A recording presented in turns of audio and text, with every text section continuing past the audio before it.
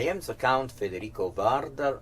I spend my life on the world stage, but now I am really excited because I have the honor and the pleasure, but the responsibility to speak about one of the most important movie director and cinema writer in the world, the last living pillar of neorealism cinema, Maestro Carlo Lizzani.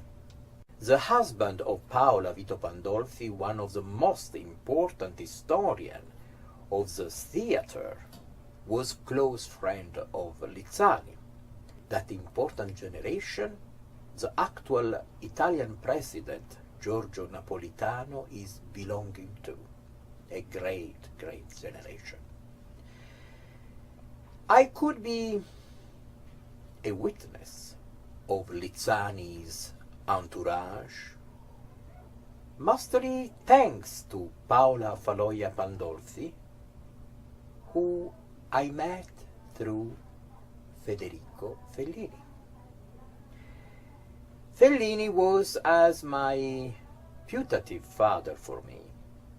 Also, if Fellini, especially by his film I Vitelloni, could embrace the neorealism cinema too. In my life, I met Fellini and Lizzani, so different personalities. Was sure important this for my balance as a stage protagonist. The TV documentary written by Paola Faloia Pandolfi tell us that the neorealism cinema was not born in 1935, but 20 years before, in the year 1915. This could be a revolution in cinema history. In that TV documentary, entitled Women Filmmakers Pioneers, the last diva of silent cinema, Francesca Bertini, she is in reproduction here, tell us that the first episode of neorealism cinema was through her film Assunta Spina, year 1915. At that time, At the time of Francesca Bertini, the cinema was emphatic, redundant, as the famous film Cabiria in 1914. And Assunta Spina was completely different. She used a essential gesture. People took from the street to act. Often the cinema set is in the streets with natural daylight, and this reduced a lot the need of captions explain the actions. 1 year before Francesca Bertini's film on 1914, another Italian actress directed her film in a neorealistic way. She was Elvira Notari. She found Dora Film in America, in New York, and became Dora Film of America. And so, not only Italy, but America too starts to be deeply involved in this revolutionary cinema movement called neorealism. I introduced myself to Carlo Lizzani, a real gentleman, very humble, calm, an honest person, a true person in all his manifestations.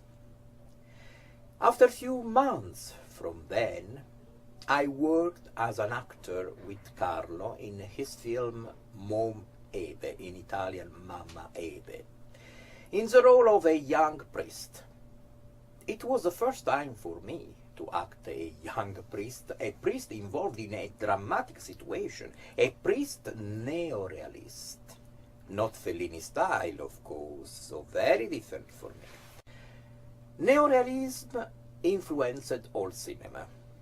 The sequence shot was the main way of filming in neorealism. In 1948, Alfred Hitchcock, through this invention, created his extraordinary film Rope, and I was protagonist acting in a sequence shot of 8 minutes on 2011 in the art film Rise City, written and directed by the young Egyptian movie director Sherif El Asma. Rise City is now in Pacific Film Archive of Berkeley. Forever, neorealism influenced all cinema and my way of acting too. I just asked by a telephone call to Lizzani about writers close to him. He mentioned Alberto Moravia, Vasco Pratolini, and even the, at that time, younger Pierpaolo Pasolini. I only met Moravia several times, but I know Pratolini and Pasolini through common friends.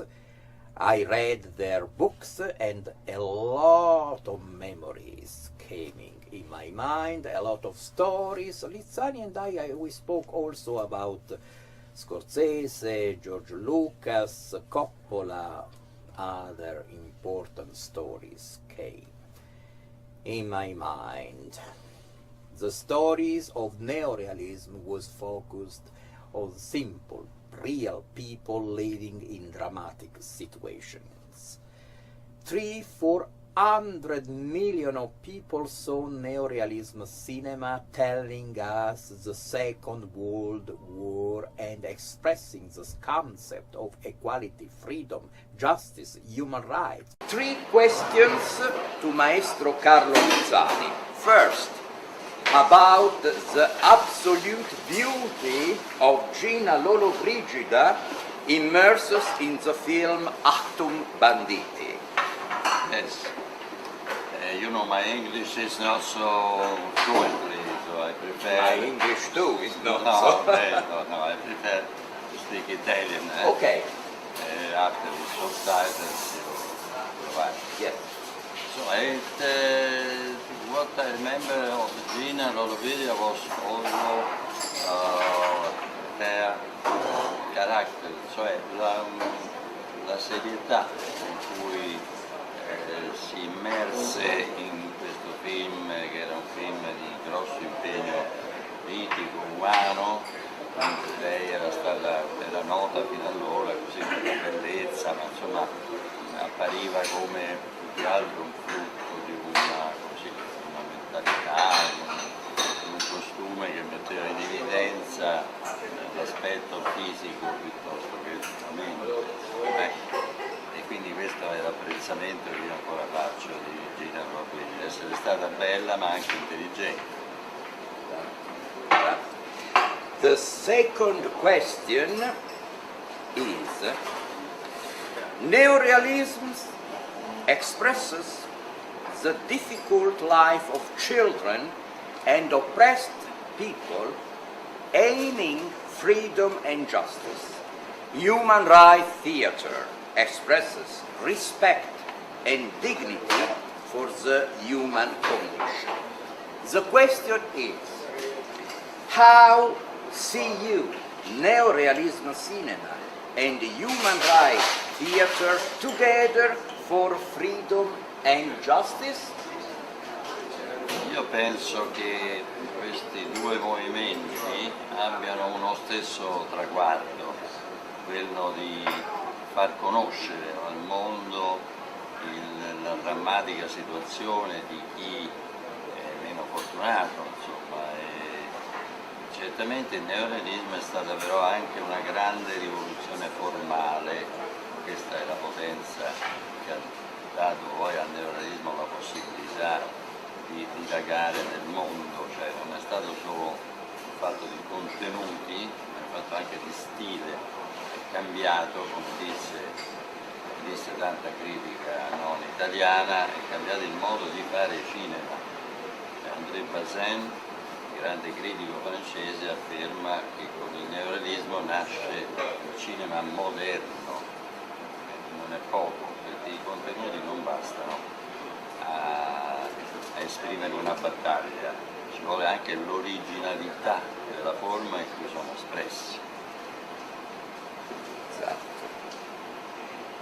So the last question for Maestro Carlo Lizzani is: your experience at Bibliotheca Alexandrina, place of knowledge and dialogue among cultures, and your wish to do a film documentary about the legendary library of the Queen of the World, Cleopatra VII.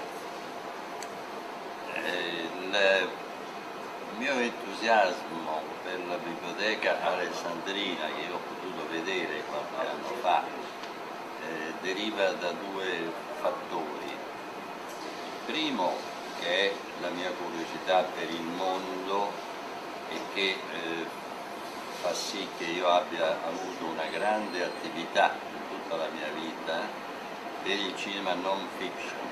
Cioè io ho fatto grandi documentari, per esempio sono stato il primo regista occidentale che ha fatto un film sulla Cina di Mao Zedong nel 1957, quando nessuno entrava, un colpo di scena mondiale, insomma, no?